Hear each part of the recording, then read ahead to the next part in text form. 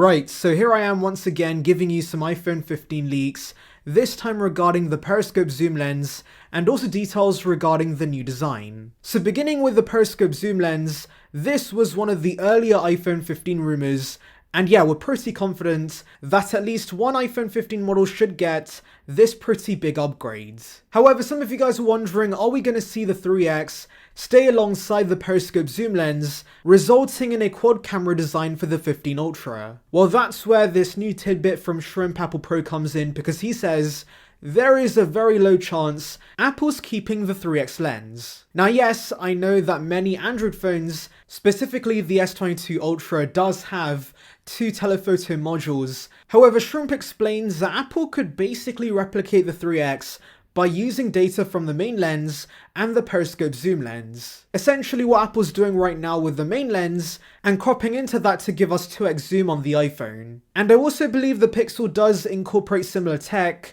so I can see Apple doing this. They always take the minimalistic route for the most part, and so retaining 3 lenses on this and instead using smart software to replicate the 2X and the 3X, yeah, that does make sense. Also, like I've said in previous videos, I don't think Apple's going to change the back of the iPhone pretty often, because the triple lens camera design is iconic and of course makes any iPhone instantly recognizable. And so messing that up and possibly giving us a quad camera design on the back would not be the best move. Also, do remember the triple camera layout does have a purpose, because each camera being in equal distance with each other does improve the camera performance, and so messing that up with an additional lens would not be ideal. And yeah, ultimately Apple should not change things for the sake of change, because I hate that a lot of Android phones do this. I prefer the more consistent design language iPhones have. And so yes, I couldn't care less about the lack of a redesign on the back of the device. But thankfully there will be a redesign of sorts with the iPhone 15, because we've had tons of reports regarding this getting a rounded back, and we do have more details regarding what to expect. So one confusion some have had is whether we're going to see a full titanium back with the iPhone 15 series. And while Shrimp does basically answer that by saying that no, we are going to see glass on the back. And that makes sense, because as far as I know, Magsafe and wireless charging won't work with a titanium back. However, yes, there is a chance they could take the Pixel 5 route and give us a plastic resin around the titanium body, but to be honest, I don't think Apple's going to be using plastic on their flagship devices. And so yes, I am pretty confident we're getting glass on the back. However, one thing I've been wondering about is whether the glass is going to be curved or not, because obviously the slight curvature could be referring to the actual chassis, maybe that's the only thing that's getting curved, and the front and back stays flat similar to the S22, or of course, they do curve the glass around the sides, similar to the iPhone X. And while it seems that Apple might be going down the second route, Shrimp Apple Pro tells us that yes, there is a very high chance they curve the glass around the sides of the device. And while I'm sure this will look very nice, I'm worried about this durability wise, because if this lands on the sides, the impact's now hitting the glass, and that could crack the back and be a very expensive repair. So yeah, if this is right, I'm gonna miss the flat back. However, aesthetics wise, I can see why Apple's doing this, because it's gonna look more polished. And it's not all bad news regarding durability, because do remember the front's still going to remain flat, so we should see ceramic shield on this, which is a lot more durable than the regular glass we used to have. However, here's hoping they do launch a new version of ceramic shield that does not scratch as easily, because I've had scratching issues with the iPhone 12. That's why I put a screen protector on the 14 Pro Max ASAP.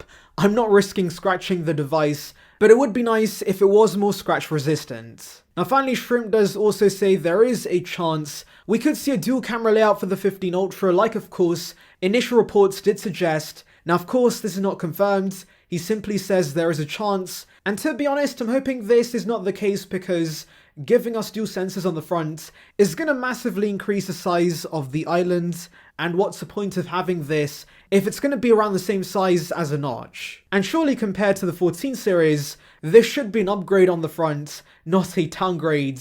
And so yeah, I don't think we're going to see dual sensors. I frankly don't see the purpose in that. Yes, I know Pixels in the past had ultra wide lenses on the front for group selfies, but they eventually got rid of that. And I think the selfie camera is already pretty wide enough, And so yeah, please Apple, do not give us this. And honestly, considering before the 14 series, the last selfie camera upgrade with the iPhone was with the 11 series, I doubt we're going to see any changes on the front for a few years.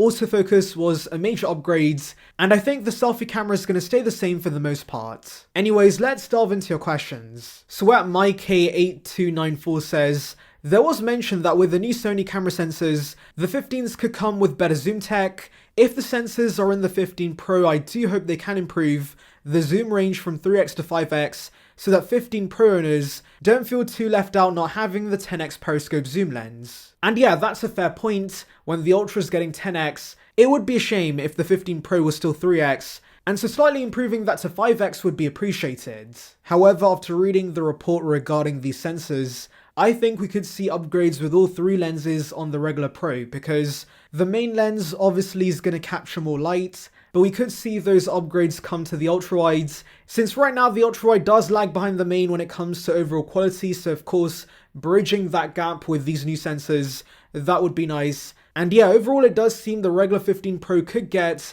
a sizable number of upgrades. So at Yahoo 5988 says, will there be a complete titanium back shell? And personally I don't think so, because do remember we still do need Magsafe on these devices, and that works best with a glass back. And yes, I know there have been some Android phones that have aluminium shells with wireless charging on the back. However, do remember the Pixel 5 in question does have a plastic resin around that body to achieve this, and it doesn't feel very premium, so as a result, I'm expecting the glass back to stay for a few more generations till Apple can give us a metal shell with no compromises that supports Magsafe.